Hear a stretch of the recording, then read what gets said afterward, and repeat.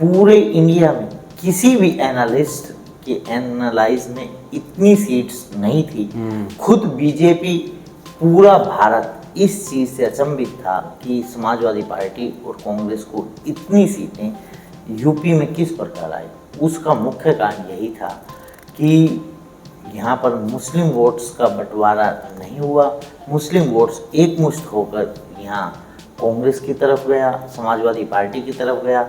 साथ में जो संविधान बचाओ का नारा था उससे दलित वोट भी इकट्ठा होकर कांग्रेस और समाजवादी पार्टी, यही जो रोहतास खटाना है, 25% मेव वोट्स का ज़्यादातर हिस्सा कांग्रेस की तरफ, रोहतास खटाना की तरफ आ रहा है। उसके बाद गुर्जर समाज के वोटों का बंटवारा हो रहा है। कई प्रत्याशी गुर्जर समाज से हैं।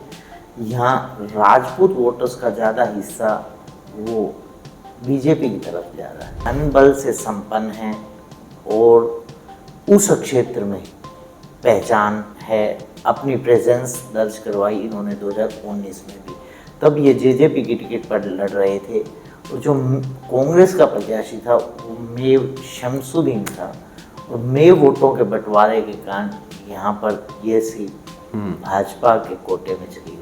एंटी इनकमेंसी के कारण तेजपाल तंवर की 2019 में टिकट काट दी। उनकी जगह पर संजय सिंह जो कि विधायक बने, फिर उन्हें खेल मंत्रालय भी सौंपा भी कुछ महीने पहले भाजपा ने। नमस्कार दोस्तों, मेरा नाम है सत सिंह। हरियाणा फाइल्स में आपका स्वागत है। आज हम बातचीत करेंगे गुड़गांव डिस्ट्रिक्ट की सोहना सीट की। और सोहना सीट में भारतीय जनता पार्टी ने इस बार अपना जो प्रत्याशी बनाया है वो तेजपाल तंवर इसी सीट पर 2014 में विधायक रह चुके हैं। लेकिन पिछली बार बीजेपी ने दांव खेला था संजय सिंह पर और संजय सिंह इस बार शिफ्ट हो गए हैं नूंह। और कांग्रेस पार्टी ने इस बार जो मैदान में उतारा है उनका नाम है रोहतास खटाना और तेजपाल तंवर। दो राष्ट्रीय पार्टियों के ये प्रत्याशी हैं। उसके अलावा बाकी सारी पार्टियां भी हैं जिन्होंने किया है, जैसे सुरेंद्र भड़ाना है, बीएसपी से चुनाव लड़ रहे हैं, विनेश गुज्जर एएसपी यानी कि जो जेजेपी के साथ गठबंधन है, और धर्मेंद्र खटाना जो है ये आम आदमी पार्टी से चुनाव लड़ रहे हैं। पूरी सोहना सीट के बारे में बातचीत करने के लिए हमारे साथ हैं राजनीतिक विश्लेषक जोगिंदर कथुरिया जी। और कथुरिया साहब से हम जानेंगे सोहना सीट का क्या जातिगत आंकड़ा है और लोकल क्या समीकरण बन रहे हैं, ताकि आप तक पूरी जानकारी पहुंच सके। कथुरिया साहब, आपका स्वागत है। और हमें सोहना सीट के बारे में बताइए। शुरू में जब टिकट अनाउंस नहीं हुई थी तो कांग्रेस पार्टी के यहाँ पे प्रत्याशी उतारे जाने थे, लेकिन बाद में वो समझौते में जो है मुलायम सिंह के लड़के ने यहाँ पर टिकट जिस तरह से भी मैनेज हुई, तो फाइनली अभी कांग्रेस और बीजेपी और जेजेपी आम आदमी पार्टी इस तरीके से चुनाव जो है वो लड़ा जा रहा है। क्या देखते हैं आप? देखिए, पहले मैं जो सोहना सीट, इससे पहले परिसीमन से पहले इस सीट का नाम तावलू था। 2009 में परिसीमन के बाद जब ये सीट बनी तो जो आज भिवानी महेंद्रगढ़ के सांसद हैं धर्मवीर सिंह, उन्हें भी बहुत ही जादूगर माना जाता है।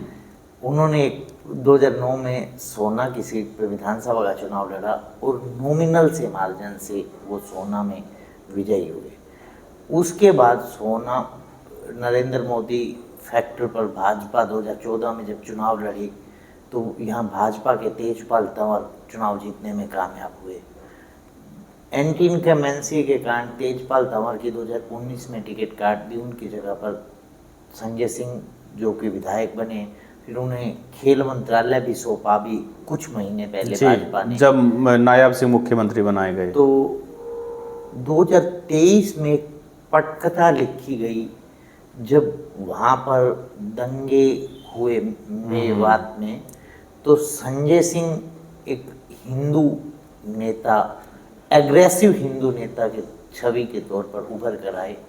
इसलिए जो भाजपा की पॉलिटिक्स रहती है हिंदू मुस्लिम और जाट नॉन जाट, वहाँ नूंह जहाँ पर लग रहा था कि जाकिर हुसैन का लगभग चुनाव लड़ना तय है, संजय सिंह को वहाँ शिफ्ट कर दिया। यहाँ पर अपने पुराने प्रत्याशी तेजपाल तंवर को लेकर आए यहाँ पर कांग्रेस का भी जो प्रत्याशी लग रहा था कि जितेंद्र भारद्वाज जी चुनाव लड़ेंगे, अंतिम समय में ये सीट समाजवादी पार्टी के कोटे में जाती हुई दिखाई दे रही थी, पर वो किसी तरीके बात नहीं बनी। और यहाँ पर कांग्रेस ने जो पिछली बार जेजेपी से चुनाव लड़े थे, दूसरे स्थान पर रहे थे, अच्छा मजबूती से चुनाव लड़े थे, रोहताश खटाना, उन्हें चुनाव मैदान अच्छे धन बल से संपन्न है। कौन है रोहतास बटन? वैसे अगर बात करें खटाना साहब, कौन है ये, क्या इनका बैकग्राउंड है? धन बल से संपन्न है और उस क्षेत्र में पहचान है, अपनी प्रेजेंस दर्ज करवाई इन्होंने 2019 में भी, तब ये जेजेपी की टिकट पर लड़ रहे थे। और जो कांग्रेस का प्रत्याशी था वो मेव शमसुद्दीन था, और मेव वोटों के बंटवारे के कारण यहाँ पर ये सीट भाजपा के कोटे में चली गई। इस बार जो 25% यहाँ पर सब, अभी मैं जातिगत आंकड़े पर आ जाता हूँ, सबसे ज़्यादा 25% से भी लिटिल बिट ज़्यादा यहाँ पर मेव वोट्स हैं, मेव वोट्स की तादाद है। उसके बाद यहाँ पर यदि हम बात करें तो गुज्जर समाज 14% से भी ज़्यादा, 14 और 15% के बीच यहाँ पर गुर्जर मतदाताओं की तादाद है। यहाँ पर यदि हम राजपूत मतदाताओं की बात करें तो लगभग 8%, और जाट मतदाताओं की तादाद की बात करें तो वो भी 8% के करीब है। यहाँ आज जो समीकरण बन रहे हैं, ब्राह्मण कितने हैं? ब्राह्मण भी लगभग 3% के करीब यहाँ ब्राह्मण मतदाता जी। आज जो हालात बन रहे हैं वो कांग्रेस की फेवर के बन रहे हैं। कांग्रेस आज की परिस्थिति में जो सोहना सीट है आराम से चुनाव जीत रही है। जो रोहताश खटाना है, 25% मेव वोट्स का ज़्यादातर हिस्सा कांग्रेस की तरफ, रोहताश खटाना की तरफ आ रहा है। उसके बाद गुर्जर समाज के वोटों का बंटवारा हो रहा है, कई प्रत्याशी गुर्जर समाज से हैं। यहाँ राजपूत वोटर्स का ज़्यादा हिस्सा वो बीजेपी की तरफ जा रहा है, क्योंकि पिछले काफ़ी चुनावों का ट्रेंड देखेंगे तो राजपूत समाज लगातार बीजेपी की तरफ जा रहा है। हाँ, ओबीसी का भी एक बहुत बड़ा हिस्सा बीजेपी की तरफ जा रहा है। यहाँ असली टक्कर तो बीजेपी और कांग्रेस के बीच में है। जो राजपूत समाज का यदि बड़ा हिस्सा बीजेपी के खाते में जा रहा है, तो यहाँ जाट समाज का बहुत बड़ा हिस्सा यहाँ रोहताश खटाना की तरफ भी जा रहा है जी। तो इसलिए, और रविदासिया समाज, एससी समाज में जो रविदासिया समाज के वहाँ अच्छी खासी तादाद है, उनका भी बहुत बड़ा हिस्सा रोहताश खटाना की तरफ जाता दिखाई दे रहा है। मुझे लग रहा है कि रोहताश खटाना ये चुनाव बहुत आसानी से। ये तेजपाल तंवर कौन है, इनकी प्रोफाइल के बारे में बता दीजिए, जो बीजेपी के प्रत्याशी 2014 से 2019 तक ये विधायक रहे थे। और देखिए उस समय जो नरेंद्र मोदी की लहर थी और एक नैरेटिव सेट हो गया था कि भाजपा आ रही है, उस लहर में ये जीत गए। फिर एंटी इनकम्बेंसी कानून की टिकट कटी, संजय सिंह को टिकट मिली, संजय सिंह भी जीत गए।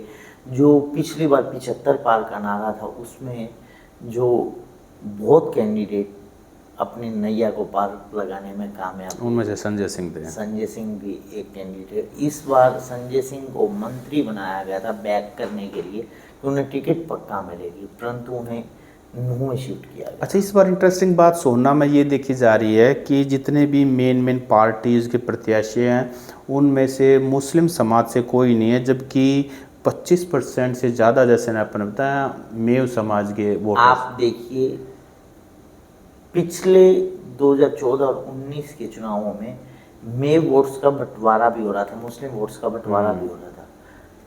पिछले कुछ चुनावों का ट्रेंड मैं देख रहा हूँ, आखिरी बार जो मुझे याद आ रहा है जो मुस्लिम वोटों का बंटवारा बिहार के इलेक्शन में हुआ था। और बिहार में जब हैदराबाद के सांसद हैं ओवैसी, उनकी पार्टी ने वहाँ आकर एक अपनी प्रेजेंस दिखाई, जिसके कारण मुस्लिम वोटों असदुद्दीन ओवैसी, असदुद्दीन ओवैसी और उनके भाई अकबरुद्दीन ओवैसी, तो उसके कारण वहाँ पर कांग्रेस और आरजेडी अपनी सत्ता से वंचित रह गए, वहाँ भाजपा की सरकार बन गई।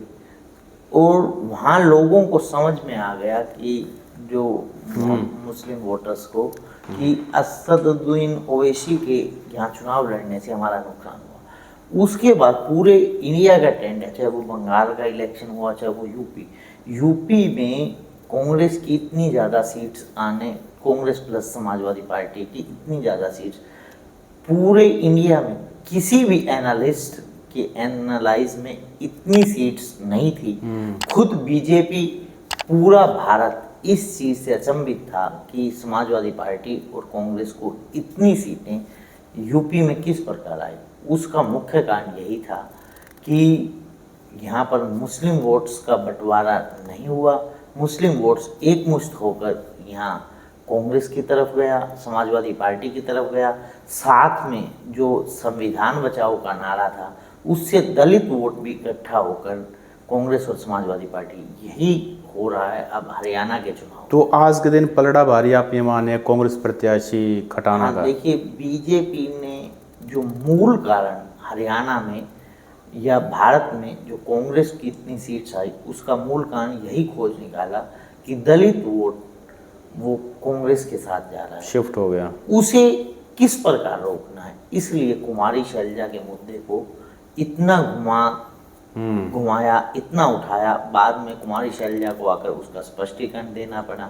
और एक बार तो इस तरह की खबरें भी चली कि कुमारी शैलजा कांग्रेस छोड़कर हाँ, वो भाजपा उस तरह में की जाने वाली। अफवाहें उड़ाई गई। मुस्लिम समाज ऑलरेडी एंटी बीजेपी है, हरियाणा में जाट समाज भी काफ़ी मेजॉरिटी में एंटी बीजेपी हो चुका है। और अगर शेड्यूल कास्ट ने जिस हिसाब से 2024 के लोकसभा में अपना मत जो है कांग्रेस के पक्ष में दिया है, तो बीजेपी के लिए खतरे की घंटी है।